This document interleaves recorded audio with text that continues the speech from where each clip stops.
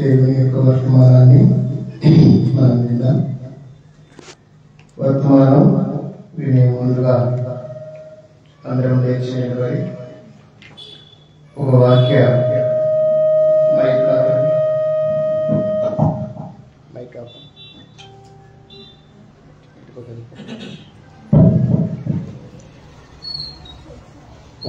భాగాన్ని మనం చదువుకొని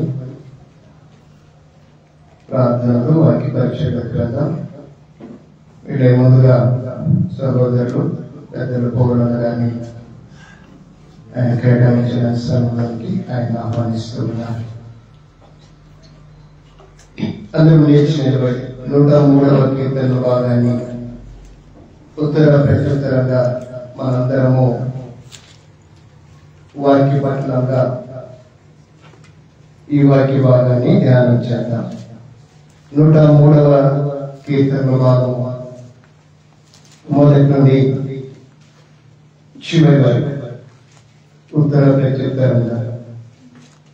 నా ప్రాణమా యెహోవాను స్తుతించుము, నా అంతరంగమునున్న సమస్తమా ఆయన పరిశుద్ధ నామమును స్తుతించుము.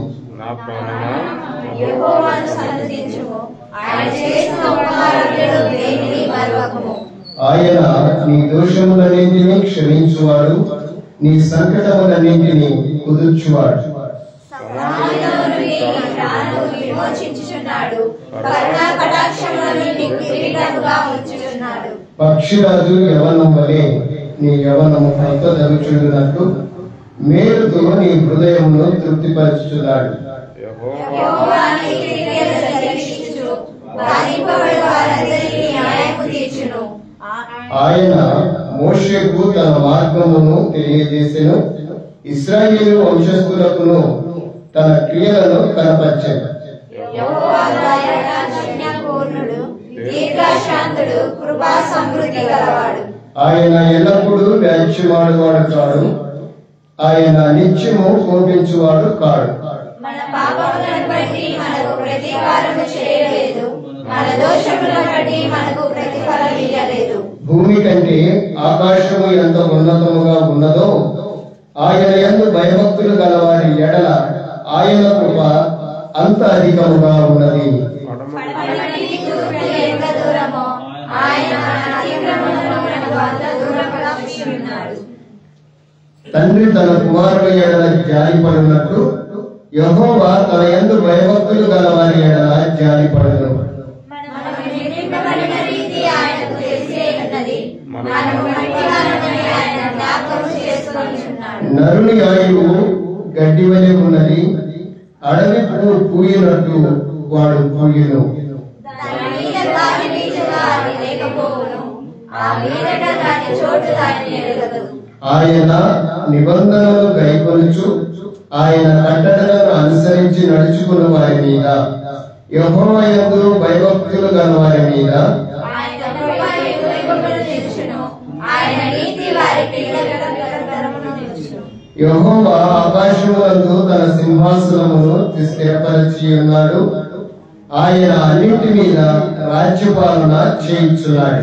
యెహోవా భక్తులారా, ఆయన ఆజ్ఞకు లోబడి ఆయన వాక్యము నెరవేర్చు పరశురులారా, ఆయనను సన్నిధించుడి. యెహోవా సైన్యములారా, ఆయన చిత్తము నెరవేర్చు ఆయన పరిచారకులారా, మీరందరూ ఆయన సన్నిధిని సన్నిధించుడి. యెహోవా ఎదుగుచున్న స్థలమును ఆయన సమస్త కార్యములారా, ఆయనను స్తుతించుడి. నా ప్రాణమా యెహోవాను స్తుతించుము. కూర్చుందాం, సన్నిధించుము. ప్రార్థన చేసుకున్నాం. మన మధ్యలో ఉండబడిన మామగారు రామయ్య గారు ప్రార్థనలో నడిపిస్తారు.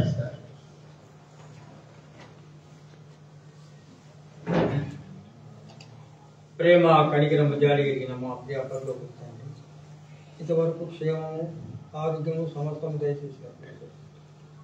లేఖన భాగంలో చదివిన తండ్రి, ప్రతి వారి హృదయంలో నాటబడి మాట్లాడుతున్న నీ దాసుని కూడా మీరు మీ హస్తానికి చెప్తున్నారు తండ్రి.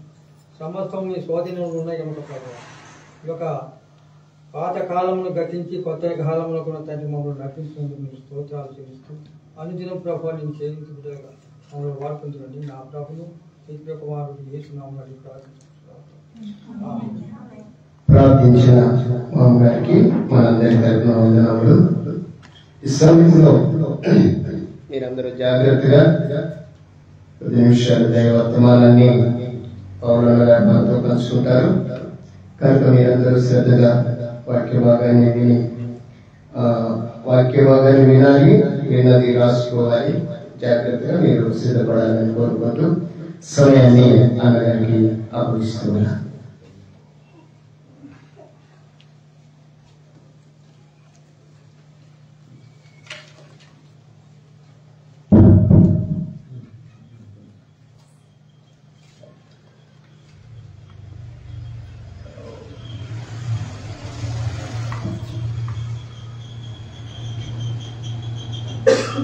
దేవునికి స్తోత్రములు. చేరవచ్చిన మీ అందరి ప్రభు పేట వందనాలు చెల్లిస్తున్నాను. ప్రార్థన చేసుకుని వాటి పరిచయంగా ప్రార్థనలో మోకరించడం చాలా విధేయతకు ప్రభు సన్నిధిలో వాక్యం ద్వారా చేయబడుతుంది. మన ప్రియ ప్రభువే మోకాళ్ళ మీద ప్రార్థన చేస్తూ వచ్చాడు. కాబట్టి ఆరోగ్యం ఉన్నవారు, వృద్ధులకు, అనారోగ్యులకు మాత్రమే ఎక్స్క్యూజన్ ఉంటుంది అన్నమాట. కాబట్టి మోకరించి ప్రార్థన మేడం మీకు వందనాలు స్తోత్రాలు.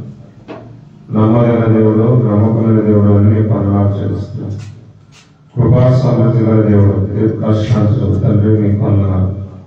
గత కాలంతో మీ కృపలో భద్రపరుస్తూ వచ్చారు. అందులో మీకు వందనాలు. పాపులను ఐదుగురి మమ్మల్ని రక్షించుకుని లోకానికి వచ్చి మహా సంతోషాన్ని సమాధానం గురించి దాన్ని బట్టి నిలుస్తారు. ఇంతవరకు నా ప్రభుత్వ ఆశీర్వాదం పెట్టుకొని మీ బిడ్డలను క్షేమంగా మీ సన్నిధి తీసుకొచ్చి పాటలతోనూ వాక్యపరిస్థితులతో నిర్మాణ పరిశుభ్రతించిన దళితులు బట్టి మీకు వందనాలు. ఎట్టి స్థితి మాకు అనుగ్రహించిన గొప్ప దేవుడు ఉండవచ్చు. ఇప్పుడు తిరిగి మీ లేఖనంలోకి వెలుచుకోవాలైనా మీ ఆత్మతో నన్ను నింపడే బాగుపరచండి. పెద్దమైన మాటలు, పెద్దమైన కల్పన స్థానం ఏదైతే అవసరమో మీ జీవాహారం మాకు అనుగ్రహించు. ఏ స్నామంలో ప్రార్థించి స్థితించున్నాం తండ్రి. ఆమేన్. దేవుని స్తోత్రం. ఇప్పుడు ఎందుకు వచ్చినామో మనం దేవుని కోసం వచ్చాను చెప్పాలా? మనం ఎందుకోసం ఇక్కడికి వచ్చినాం? దేవుని ఆరాధించడానికి వచ్చినామా? నిజంగా చెప్పండి. లేదు కొత్త సంవత్సరాన్ని ఆ స్వార్థం బాధ్యతకి వచ్చినామా? దేవుని కోసం ఇప్పుడు కూడుకున్నాడు. ఇప్పుడు కొత్త సంవత్సరాన్ని మనము స్వాగతానికి వచ్చినామా? నిజంగా మనం ఆరాధించడానికి వచ్చినామా? ఇప్పుడు సర్వ ప్రపంచం అంతా దేవుని కోసం ఎదురు చూస్తుంది. కొత్త సంవత్సరం కోసం ఎదురు చూస్తుంది. కొత్త సంవత్సరం ఎదురు చూడాలంటే నీటికి వచ్చే ఎదురు చూడాలి. అది ఎక్కడైనా చూడవచ్చు. కొత్త సంవత్సరం కోసం, ఆ సంవత్సరం కోసం ఎదురు చూడడం వల్ల మనకేమైనా ఉపయోగం ఉందా? కొత్త సంవత్సరం అపోస్తలుల కార్యం 1వ అధ్యాయంలో చెప్పబడుతుంది. కాలములు, దినములు, సంవత్సరాలు దేవుని చేతిలో ఉన్నవి. మనం వాటిని తీసుకోలేము కానీ తనంతట తానే దేవుని యొక్క ప్రక్రియలో ఆయన చేసిన సృష్టిలో ఏమవుతుందంటే మార్పు జరుగుతూ ఉంటుంది. ఇవన్నీ నిర్ణయించింది ఆయన. కాబట్టి మరి బైబిల్ గ్రంథంలో చూస్తే అనేక మంది కొత్త సంవత్సరముగా ఎదురు చూసిన వాళ్ళు ఎవరు లేరు. ఒకవేళ ఉన్నారేమో నాకైతే తెలియదు కానీ కనిపించలేదు. నూతన సంవత్సరం కోసం ఎదురు చూసిన వాళ్ళు లేరు కానీ యేసుక్రీస్తు ప్రభు కోసం ఎదురు చూసే వాళ్ళు ఉన్నారు. బైబిల్లో ఎక్కడ రాయలేదు ఈ నెల అయిపోతారని వచ్చే నెల కోసం ఎదురు చూసేవారు లేరు కానీ దానివల్ల ఉపయోగం లేదు. కానీ లూకాసు సువార్త 19వ అధ్యాయం 3వ వచనంలో చూస్తే యేసు ఎవరో చూడాలని ఒక వ్యక్తి ధనవంతుడు ఎదురు చూసినట్టుగా బైబిల్ రాయబడి ఉన్నారు. యేసుక్రీస్తు కోసం ఎదురు చూడడం వల్ల వచ్చే ప్రతిఫలం ఏంటి, ప్రయోజనం ఏంటి, నూతన సంవత్సరం కోసం ఎదురు చూస్తే ప్రయోజనం ఏంటి? మనం బైబిల్ గ్రంథంలో రాయబడింది ఏంటంటే కొరింథీయులకు రాసిన పత్రిక 5వ అధ్యాయం 17వ వచనంలో కాగా ఎవరైనా క్రీస్తునందున్న ఎడల వాటి నూతన సృష్టి అని రాయబడింది. నూతన సంవత్సరం కోసం ఎదురు చూసేవాడు నూతన సృష్టి అని లేదు. మనకు నూతన సృష్టి నూతన సంవత్సరం రేపు రావడం లేదు. రేపు వస్తుందా? రేపు నూతన సంవత్సరం వస్తుందా? వస్తుందా? వస్తుందా కాదా? ఎట్లా వస్తుందంటే 24వ అక్షరం పడుతుంది, 5వ అక్షరం వరకు వచ్చేస్తుంది. దాన్ని బట్టి ఏం చేస్తాం మనం? ఒక 24 పోయింది, 25 వచ్చింది. చిన్నపిల్లలు అంటే సంఖ్య అవుతుంది, పెరుగుతూ పోతుంది. తగ్గుతుందా పెరుగుతుందా? పెరుగుతుంది. అంటే మన ఆయుష్ కూడా పెరుగుతూ వస్తుంది. అంటే మనం ఎక్కడికి వెళ్తున్నాం? మన గమ్యస్థానానికి, అంటే మన ముగింపు స్థానానికి ముందుకు వెళ్తున్నాం. మనం ఈ లోకంలో పుట్టుకతోటి ఆరంభం అవుతుంది, మన జీవితం సమాప్తంతో మన జీవితం సమాప్తం అవుతుంది. కానీ దేవుని యొక్క ఈ సంవత్సరాల మటు పెరుగుతూనే మారుతూనే ఉంటుంది, సంఖ్య మారుతూనే ఉంటుంది. అంటే కానీ దేవుడు సంఖ్యను మార్చడం లేదు, కానీ మన జీవితాలను మార్చుకోమంటున్నాడు. హబక్కు రాసినటువంటి 3వ అధ్యాయం 2వ వచనంలో సంవత్సరములు గతిస్తుండగా ఆయన కార్యములు నూతన పరచుమంటున్నాడు. అంటే మన కార్యాలు, మన ఆలోచనలు, మన సిద్ధాంతాలు ఏం చేయాలంటే నూతనంగా ఉండాలి, కొత్త జీవితంలో ఉండాలి అని దేవుని వాక్యం చెప్తుంది. కాగా ఎవడైనాము క్రీస్తునందున్న వాడు నూతన సృష్టి. మరి సంవత్సరం కోసం ఎదురు చూస్తే ఏం ప్రయోజనం? యేసుక్రీస్తు కోసం ఎదురు చూస్తే ఏం ప్రయోజనం? యేసుక్రీస్తు కోసం ఎదురు చూసిన వారు ఏం జరిగింది? నూతన సంవత్సరం కోసం ఎదురు చూసిన వారికి ఏం జరిగింది? మనం ఆలోచించదు. మనం అన్నా ఇప్పుడు 100% జైలు కోసం అంటే ఈ రాత్రి అంతా కూర్చొని 2025 ఎప్పుడు పడుతుందా, 12 ఎప్పుడు దాటుతుందా, అప్పుడు కేకులు కటింగ్, ఏం కటింగ్ అంటే కేకులు కటింగ్లు పంచుకోవడము, హ్యాపీ న్యూ ఇయర్ అని చెప్పుకోవడం, చేతులు కలుపుకోవడం, వెళ్ళిపోవడం. అప్పుడు మీకు ఆరంభం స్టార్ట్ అయింది. ఆ తర్వాత మన రూపము ఆన్నే ఉంటుంది, ఉన్న కానీ పాటలు గతించడం, క్రొత్త భయం. క్యాలెండర్ మారుతుంది, సంఘం మారుతుంది, కానీ మన మార్పు లేదు.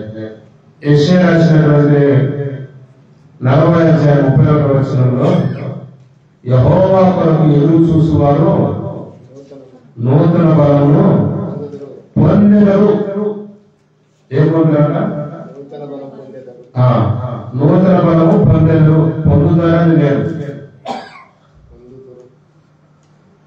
బైబిల్ క్లియర్ గా ప్రాప్తి ద్వారా రాయబడింది. అంటే మనకు నూతన బలము, నూతన జీవితము, మనకున్నటువంటి ఇబ్బందులు, మనకున్నటువంటి శ్రమలు, మనకున్నటువంటి శోధనలు, మనకున్నటువంటి ఆర్థిక ఇబ్బందులు తొలగాలంటే ఎక్కడ ఎవరి కోసం చూడాలా? ఎవరి కోసం చూడాలమ్మా? ప్రభు కోసం ఎదురు చూడాలి. లూకా సువార్త 2వ అధ్యాయము 10వ వచనంలో చెప్పబడింది. ఇప్పుడు చెప్పలేదు, 6 రోజులు 7 రోజుల ముందే చెప్పబడింది. 25వ తారీఖున అందరూ చెప్పారు, భయపడకుడి. ఎవరు చెప్పిన మాట? దేవదూతలు. పైనుంచి ఆకాశం నుండి భూలోకానికి పంపించంటే భూలోకంలో ఉన్న వాళ్ళ భయంతో ఉంటారని. ఎవరిని ధైర్యపరిచేది? ఎవరిని ధైర్యపరిచేది? ఎవరిని? ఎలాంటి వాళ్ళకి ధైర్యం కావాలా? ఎవరైతే హాస్పిటల్ పోయేది, ఎవరైతే అనారోగ్య హాస్పిటల్ వాళ్ళు, మందు వాళ్ళకే అవసరం. బాగున్న వేసుకుంటారు ఎవరైనా సూదులు, ఇంజక్షన్ బాగున్న వాళ్ళకి అవసరం లేదు. కాబట్టి భూమి మీద ప్రతి దినము, ప్రతి సమయము, ప్రతి గంట మనం భయపడుతూనే ఉంటాం. అయితే భయపడేది ఎవరంటే ఎవరైతే దేవుని ఆజ్ఞకు లోబడుతూ ఉంటారో పాపం చేస్తూ ఉంటారో ఖచ్చితంగా భయం అనేది మనిషిలో వస్తుంది. అలాంటి భయస్థులను ఆ భయాన్ని పారదోలి ధైర్యాన్ని ఇచ్చేదంటే యేసుక్రీస్తు ప్రభు వారు ఈ యొక్క అవడదానికి ముందే ఈ లోకానికి వచ్చారు. ఆయన అన్న మాట ఏంటంటే భయపడుకుని ప్రజలందరి కలవు మహాసంతోషకరమైన సువార్తను నేడు నీకు తెలియపరుస్తున్నాను. ఇక నూతన సంవత్సరం మన జీవితంలో ముందే మహాసంతోషాన్ని ఇచ్చాడు, సర్వ ప్రపంచానికి ఇచ్చాడు. ఆ సంతోషం ఏమిటంటే దావీదు పట్టణమందు నేడు మీ కొరకు రక్షకుడు వచ్చాడు. రక్షణ లేకపోతే మనల్ని ఆశ్రయించారు కాపాడేవాడు లేకపోతే మనకి సంవత్సరాలు మనం ఏమి ఆపలేము. కాబట్టి మనం ఈ సంవత్సరాన్ని ఎదురు చూసేదానికంటే ప్రభువుని ఎదురు చూడము, ప్రభువుని వెంబడించడం. ఎవరు వస్తారు మనతోటి? ఇప్పుడు మనం ఎవరి నుంచి వచ్చాం, నేను ఎక్కడి నుంచి వచ్చాను, మీరు అక్కడి నుంచి వచ్చాను, ఒకరు అక్కడి నుంచి వచ్చింది, 3 దిక్కుల నుంచి మనం వచ్చాం. మళ్ళీ అందరం వెళ్తాము మనం వెళ్తామా? ఎలా? ఎవరి మార్గం వారి, ఎవరి ఆలోచన వారి, ఎవరి ప్రయాణం వారి, ఎవరి గృహము వారి. అయితే దేవుడికి అలా ఉందా? దేవుడికి అలా ఉందా? దేవుడికి అలా లేదు. ద్వితీయోపదేశకాండం 31వ అధ్యాయం 6వ వచనంలో మనతో ఎవరు వచ్చే చెప్తున్నాడు అక్కడ. ద్వితీయోపదేశకాండం 31వ అధ్యాయం 6వ వచనంలో మనతో ఎవరు ఉంటారు? భయపడకుడి, వారిని చూసి దిగులు పడకుడి, నీతో కూడా వచ్చువాడు నీ దేవుడైన యెహోవాయే, ఆయన నిన్ను విడువడు ఎడబాయడు. అంటే మనం విడిచిపెడతాం. మనం ఏం చేస్తామమ్మా? విడిచిపెడతాం. అయితే మన దేవుడు వాగ్దానం చేస్తున్నాడు. 8:33 అంటున్నాడు, మాట నెరవేర్చి యెహోవా. ఆయన మాట ఇచ్చాడు అంటే ఖచ్చితంగా నెరవేరుస్తాడు. ఏమంటున్నాడంటే శాశ్వతమైన ప్రేమతో నేను నిన్ను ప్రేమిస్తున్నాను, విడిపోక నా కృపని ఎలా ఉంచుతున్నా. సంవత్సరం కాదు, దేవుడు విడిచిపెడితే మనం ఎవరు కాపాడలేము. కాబట్టి ఈ నూతన సంవత్సరానికి ఎదురు చూసేదానికంటే మన జీవితంలో నూతన కార్యం ఫస్ట్ దేవుడు చేశాడు.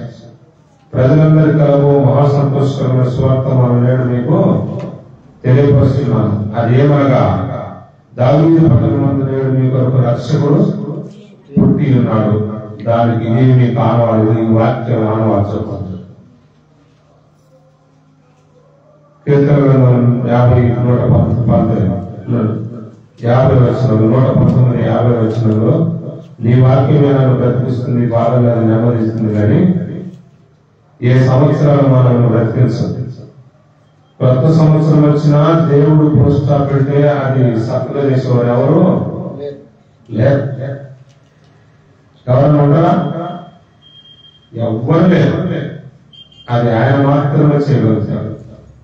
దీన్ని బట్టి మనం తెలుసుకోవాల్సిన విషయం ఏంటంటే మనం ప్రభు కోసం ఎదురు చూడాలి. ఎందరైతే ఆయన చూశారో వారి జీవితాలు ఏం కలిగిందగా? ఏం కలిగిందా? ఆయన చూసేవాడికి ఎందరైతే ఆయన చూశారో పాట కూడా పాడుతున్నామా? ఏం కలిగిందట?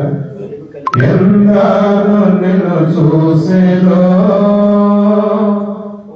వారికి వెలుగు కలుగు, ఎందరో నిన్ను చూసేలో వారికి వెలుగు కలుగు.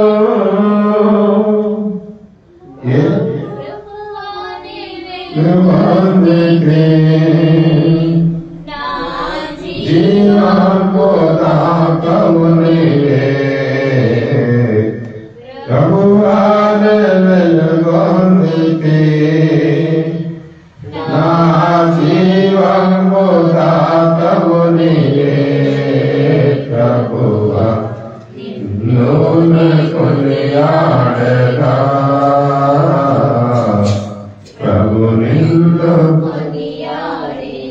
అలా జీవితాల్లో దేవుని కోసం ఎదురు చూసే వారికి ఒకటి నూతన బలము పొందుతారు.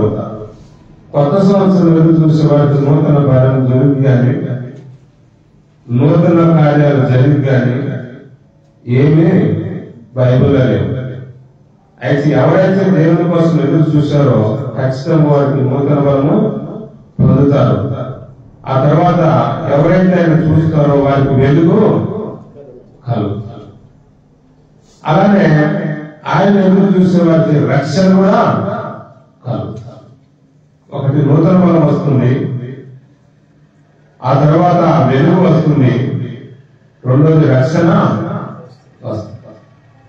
రక్షణ వచ్చిందన్నా అది యేసయ్య చెప్తున్నాడు, జక్కయ్య అంటున్నాడు. చూడండి లూకా సువార్త 19వ అధ్యాయం 5వ వచనంలో యేసు ఆ చోటుకు వచ్చినప్పుడు కన్నులెత్తి చూసి, జక్కయ్య త్వరగా దిగుము, నేను నీ ఇంట ఉండవలసి ఉన్నదని అతనితో చెప్పగా అతడు త్వరగా దిగి సంతోషంతో ఆయన చేర్చుకొను.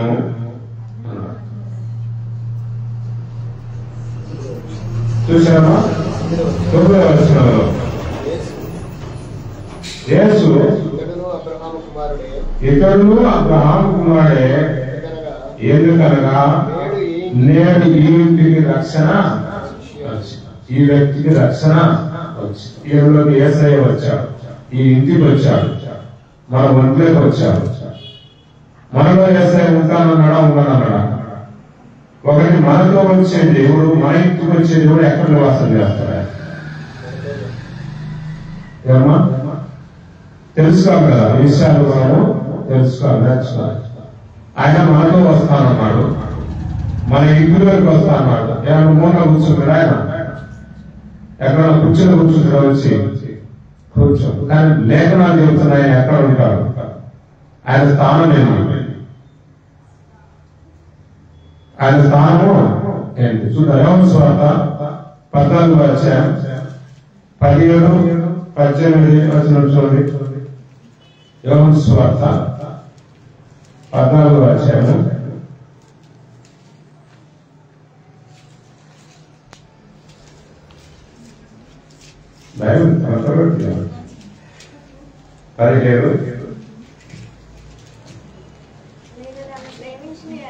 మీరు ఆయనను 17 వచ్చిన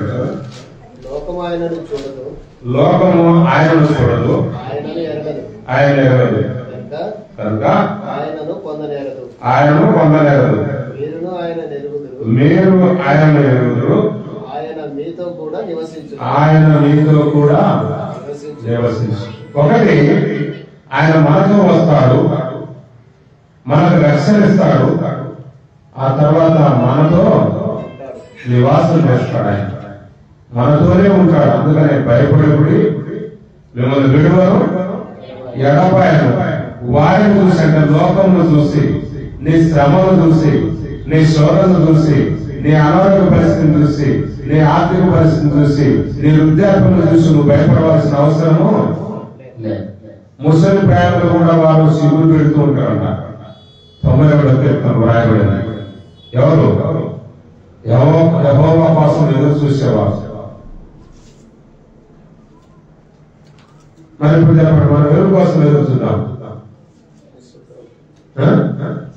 ఆయన కూడా మరి కొత్త సంవత్సరం అయితే చూడాల్సిందే, ఒప్పుకునే లేదు. ఆ తెచ్చిన కేసు తినాల్సిందే, మనము ముందుకు వెళ్ళాల్సిందే.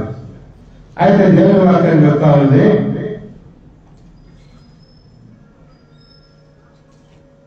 రెండో కొరింథీయుల రాసిన పత్రిక 5వ అధ్యాయం 17వ వచనంలో, కాగా ఎవరైనా సరే ఏమంటున్నారమ్మా? ఎవరైనా అంటే ఎందుకు వచ్చింది? రోమపత్రిక ఏం రాయబడింది? రోమపత్రిక ఏం రాయబడిందమ్మా? ఏ భేదము లేదు, అందరూ పాపం చేసి దేవుడు అనుగ్రహించిన మహిమను పొందలేకపోయారు. కాబట్టి దేవుని మహిమను దేవుని బలాన్ని, దేవుని వెలుగును, దేవుని రక్షణ పొందాలంటే అందరికీ ఆహ్వానమే. ఏమో అందరూ పిలుస్తున్నాడు, ఎందుకంటే అందరం పడిపోయారు. అందుకే దేవుడు అన్నాడు పాత గమనించను కొత్త భయం. కాబట్టి అందరూ నూతన జీవితం కావాలా, అందరూ నూతన సంవత్సరంలో ప్రవేశించాలి. ఈ సంవత్సరం మనం చేసిన పొరపాట్లు, ఈ సంవత్సరం అంతా దేవునికి వ్యతిరేకంగా నడిచినటువంటి నడకను మనం ఏం చేయాలా, సరి చేసుకోవాలి. ఎందుకు సంవత్సరాలు వస్తున్నాయంటే వాడంటారని మనం ఇంకా మారుతున్నామో. ఎందుకంటే దేవునికి ఒక ఇష్టం ఉంది. ఆయన ఇష్టం ఏంటంటే ఎవరు నశించిన ఆయనకి ఇష్టము లేదు. ఆయన ఇష్టం ఏంటంటే ఎవరు నశించకూడదు, అందరూ ఆయన బిడ్డగా ఉండాలి, ఆయన రాజ్యంలో చేరాలి. మనం కూడా ప్రయాణానికి ఇక్కడ నుంచి ఎక్కడికైనా పంపిస్తే కుమార్తె కానీ కుమారుడు కానీ మన ఇంట్లో జాగ్రత్తగా పోయి తిరిగిరన్నమాట. జాగ్రత్త అనేది ఒక హెచ్చరిక.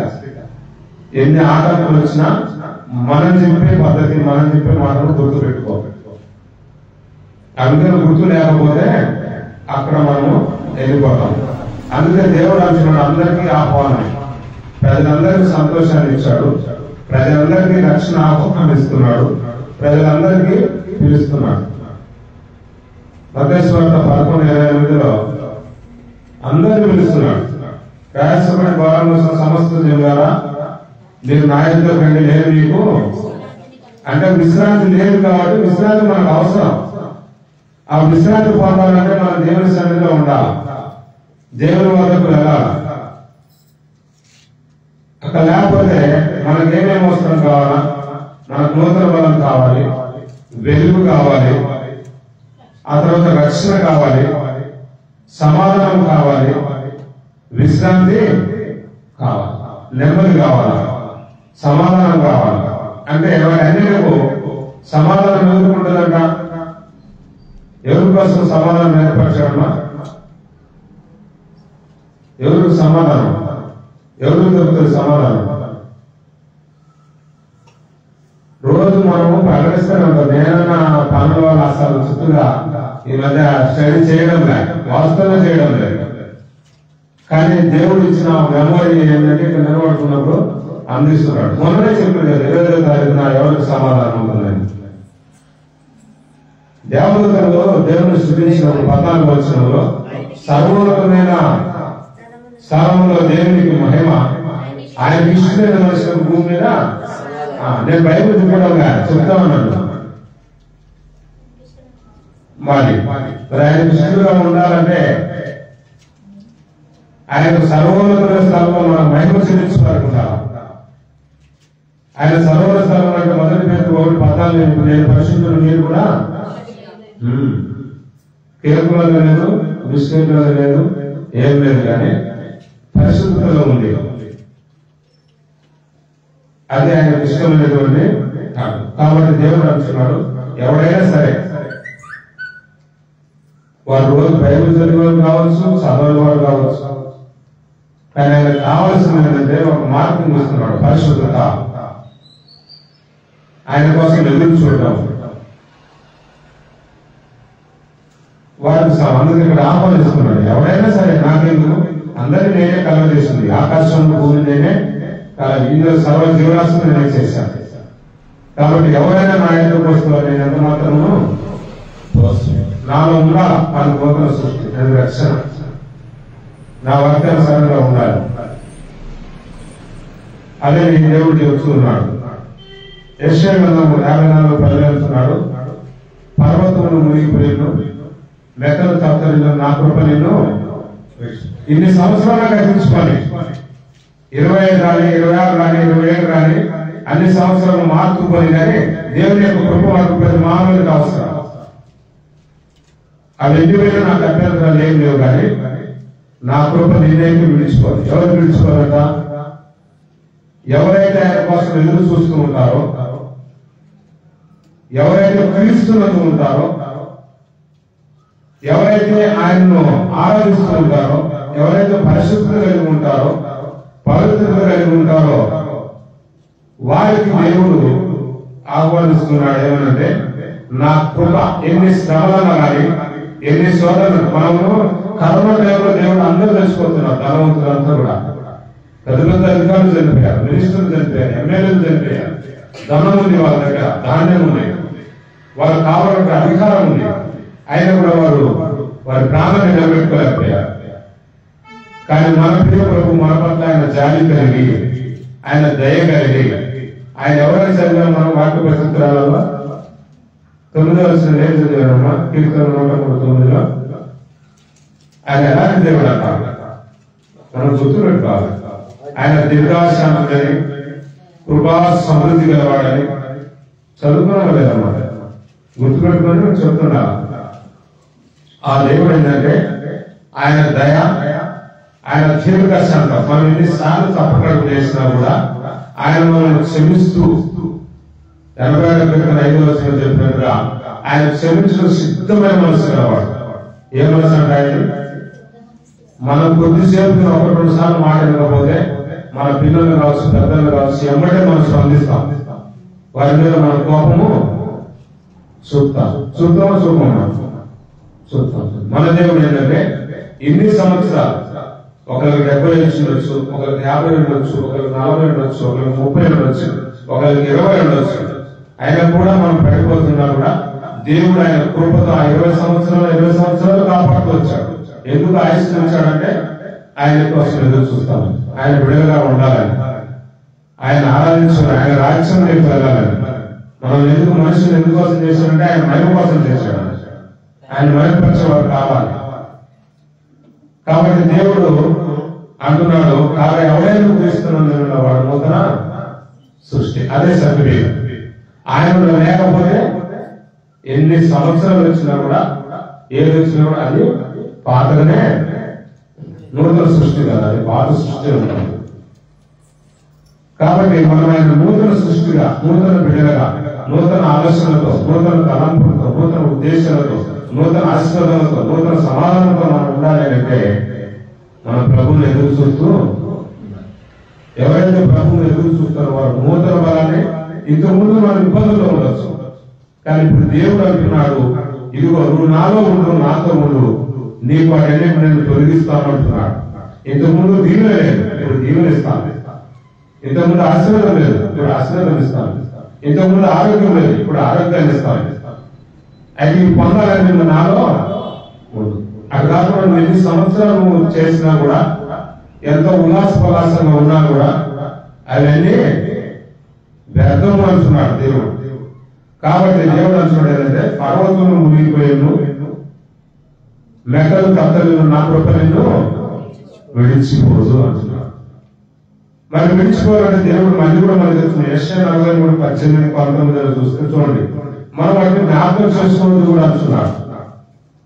ఏమంటుంది చూడండి, యెషయా 43:18-19 చూడండి.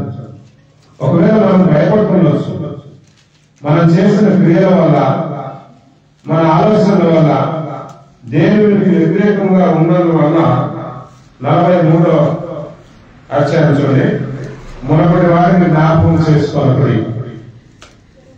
దేవుడు ఏమంటున్నాడమ్మా?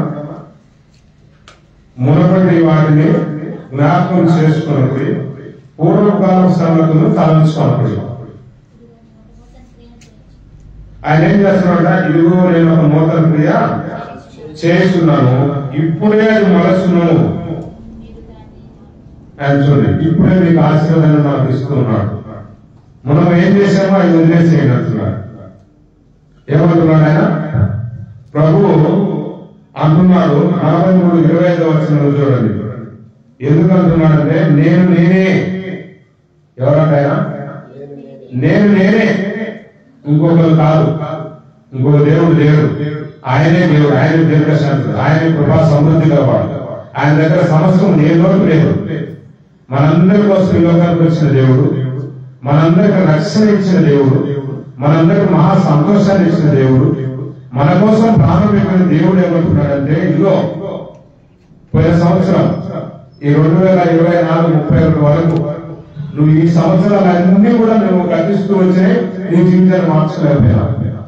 ఇప్పుడు వాటిని జ్ఞాపకం చేసుకోవద్దు. ఇప్పుడేం ఏమంటున్నానంటే నేనే నా చిత్తానుసారంగా, నా ఉద్దేశ ప్రకారంగా, నా ఇష్టపూర్వకంగా, నా ఆలోచన, నా ప్రేమతో ఏమంటున్నాడు, నీ అతిక్రమం తుడిచి వేస్తున్నాడు. నేను వేస్తున్నాడు. ఇప్పుడు దేవుడు ఏమంటున్నాడు, ఆయన తుడిచివేయడం, కొట్టివేయడం లేదు, తుడిచివేయడం లేదు. కొట్టివేస్తే ఏమంటారు, కొట్టివేస్తే అక్కడ కొట్టేసిన మనకు ఏమంటారు, అవి కనపడుతూనే ఉంటాయి. అవేంటి, ఇప్పుడు మనం గీటు ఒక నోట్స్ రాసి దాని మీద గీటు విన్నామనుకో అక్షరాలు కనిపిస్తూనే ఉంటాయి. కానీ దాన్ని మనం తుడిచేసిన అనుకో ఏమైంది, కనిపించాలి. అందుకని దేవుడు అంటున్నాడు, నేనే, నాకెవరు చెప్పలే, నాకంటే ఎవరు లేదు. ఎందుకంటే నేను మొదటి వాడను, కడపటి వాడను, జీవించువాడు. ఆది అంతంలో ఉన్న దేవుడు ఆయన అంటున్నాడు, నేనే నా చిత్తానుసారంగా నీ అతిక్రమం తుడిచివేస్తున్నాను, నేను నీ పాపంలో జ్ఞాపకం చేస్తున్నాను. నేను చేసుకోవాలి. ఏమంటున్నామా, మీరు చేసుకోవచ్చు, నేను కూడా చేసుకోవచ్చు. అంటే మనం ప్రతిసారి మనం ప్రార్థనలు, ఆరాధన మనం చేస్తుంటాం. ఏమని, ప్రభువా నేను పాపని, నేను అది చేశాను, నేను ఇది చేశాను, నన్ను మీరు రక్షించాను అంటే నేను అర్థమైందంటే వాటిని మనము ఎత్తుకోకూడదు. మనం నూతన బలాన్ని ఇచ్చిన కాబట్టి నూతన బలం పరిశుద్ధంగానే ఉండాలి, పవిత్రంగానే ఉండాలి. ఎప్పుడు రాసిన 7 ఏం చెప్పాడు, ఆయన పవిత్రులను, నిర్దోషి, నిష్కలంకులను, పాపుల చేత ప్రత్యేకించడం ప్రధాన ఆ ముప్పులో ఉండాలి. మనం తీసుకుపోయి అంతరాలను పనికాలను ఏం చేశాడు, 1 Petrus 2:9-10 అంటే మనం ఇంతకుముందు మనము ఆయన ప్రజలు కావు. ఇప్పుడైతే ఈ నూతన సంవత్సరం ఏం చేస్తుంటే ఆయన రాజులైన యాస గుంపులో మనం చేర్చాలి. మన రాజును మార్చాడు,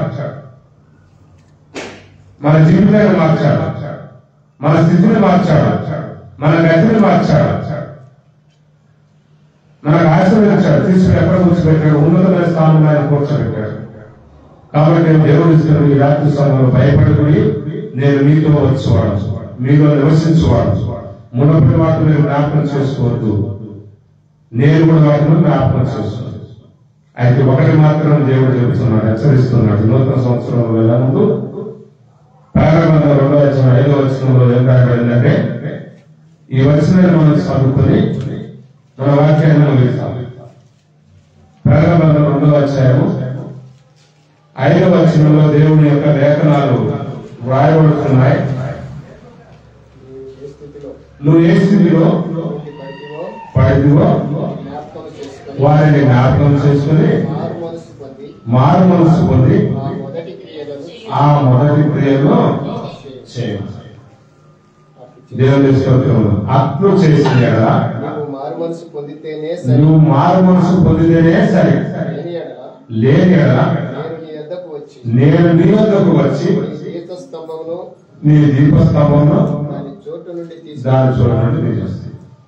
అంటే మనలో నుంచి ఆయన రక్షణ తొలగిస్తాడు, ఆయన కాపుదల తీసేస్తాడు, ఆయన అండగా ఉన్నాడు, ఆయన ఆశ్రయంగా ఉన్నాడు, ఆయన దీర్ఘశాంతి ఇప్పటి వరకు ఉంచాడు. 2024 సంవత్సరం 31 డిసెంబర్ వరకు ఆయన దీర్ఘశాంతిగానే ఉన్నాడు.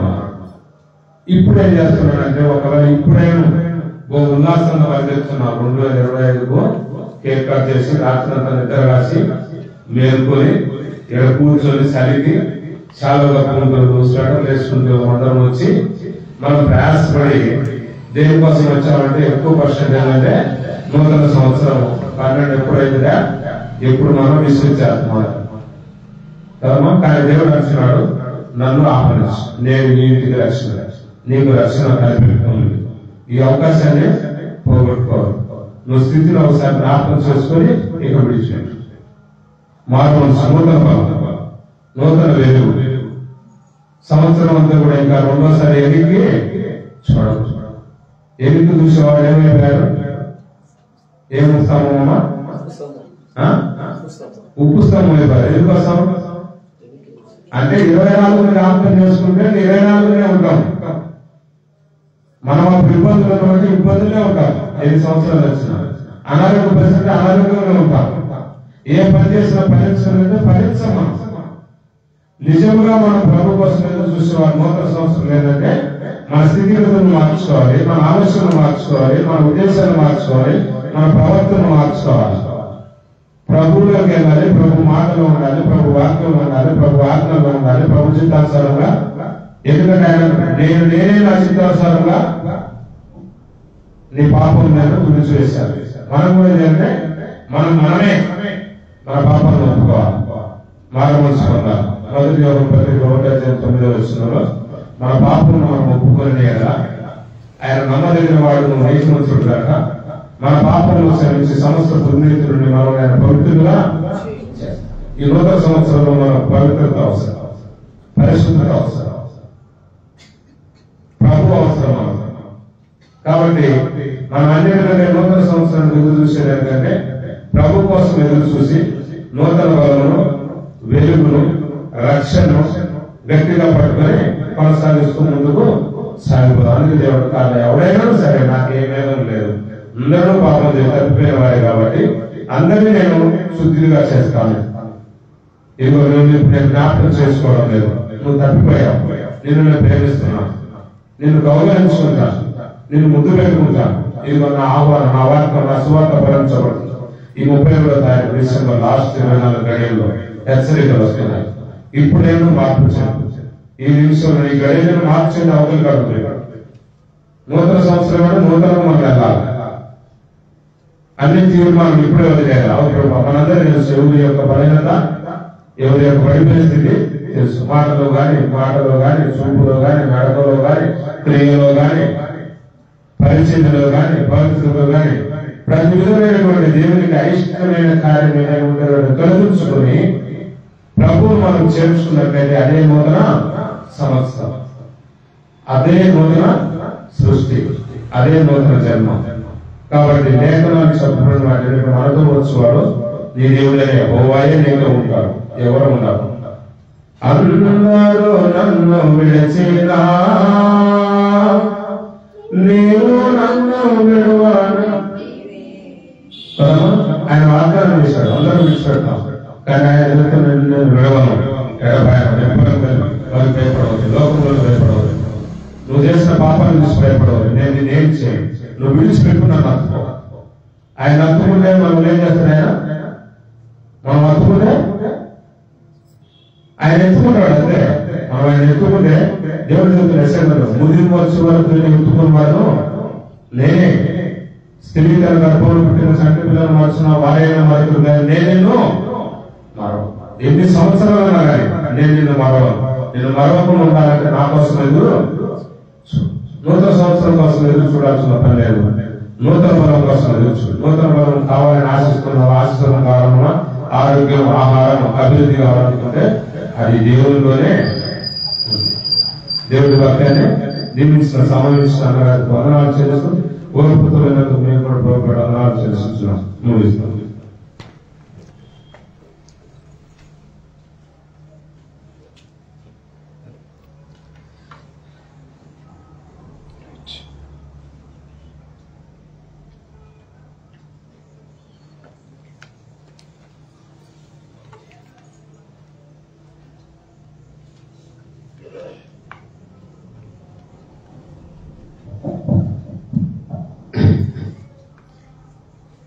ఎన్ని తలచినా ఏది అడిగినా జరిగేది నీ చిత్తమే ప్రభువా, జరిగేది నీ చిత్తమే.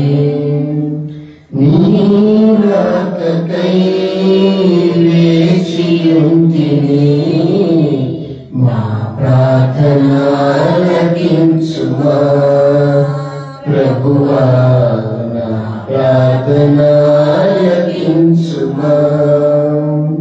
నీ తోడు లేక, నీ ప్రేమ లేక ఇలలో నా ఏ ప్రాణి నిలువలేదు. నీ తోడు లేక,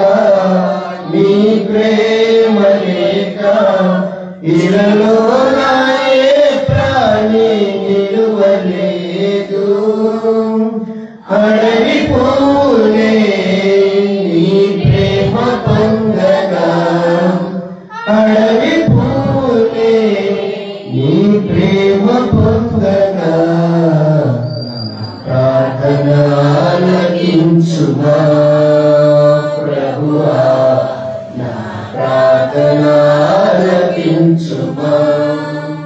ఎన్ని తలచినా ఏది అడిగినా జరిగేది నీ చిత్తమే ప్రభువా, జరిగేది నీ చిత్తమే. చక్కటి వర్తమానాన్ని చాలా తేటతెల్లంగా మనందరికీ అర్థమయ్యే రీతిగా అందించిన అన్నగారికి నా ప్రత్యేకమైన వందనాలు చెల్లిస్తున్నా. చాలా సంతోషం. నాకు సెల్ ఒకటి ఇస్తారా?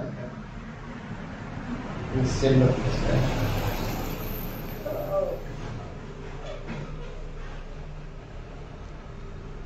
రైట్. ఈ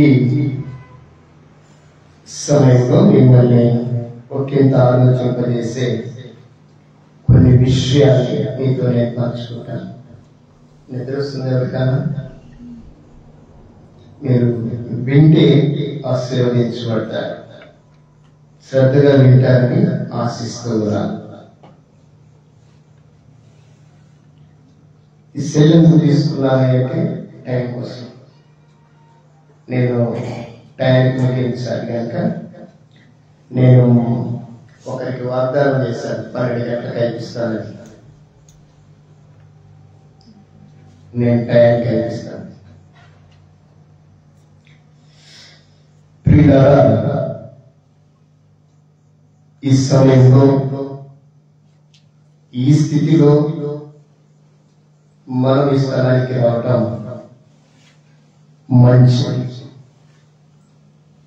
మంచి మాటలు మనం వినటానికి దేవుడు మనకి ఇచ్చిన సమయము స్థలం ఉన్నాయి.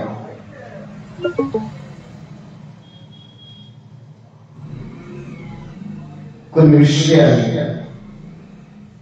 క్లుప్తంగా మీతో పంచుకోవడానికి ఇష్టపడుతున్నాను. మీరందరూ మనసు పెట్టి వినాలని ఆశిస్తున్నాను.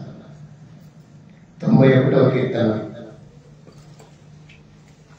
91వ కీర్తన, కీర్తనలు 91, 14, 15, 16 వచన భాగాన్ని మనము చదువుదాం. అతడు నన్ను ప్రేమిస్తున్నాడు కనుక, అతడు నన్ను ప్రేమించుచున్నాడు కనుక నేను అతన్ని తప్పించెదను. అతడు నా నామము ఎరిగిన వాడు కనుక నేను అతన్ని కనపరచెదను. అతడు నాకు మొరపెట్టగా నేను అతనికి ఉత్తరం ఇచ్చేదను. శ్రమలో నేను అతనికి తోడైనను. అతని విడిపించి అతన్ని గొప్ప చేసేదాన్ని. దీర్ఘాయువు చేత అతని తృప్తిపరిచేదాన్ని. నా రక్షణ అతనికి చూపించాను. ఈ మాటలు మీ మనసులో ఉంచుకోవాలి. ఈ 3 వచనాల్లో 7 విషయాలు గ్రంథకర్త గ్రంథస్థం చేశాడు. 3 ఎవరమ్మా సైలెంట్ లో పెట్టండి. ఈ 3 వచనాల్లో 7 విషయాలు ఉన్నాయి. ఇటు వినండి. నెంబర్ 1, అతడు నన్ను ప్రేమిస్తున్నాడు కనుక ఏం చేస్తాడట? ప్రేమిస్తే తప్పిస్తారు. ఎవరు ప్రేమించాలి? ఎవరిని ప్రేమించాలి? ఎవరిని ప్రేమించాలి? మనము దేవుణ్ణి ప్రేమించాలి. బైబిల్ వాక్యం అక్కడ చాలా స్పష్టంగా రాయబడింది. అతడు నన్ను ప్రేమించుచున్నాడు గనుక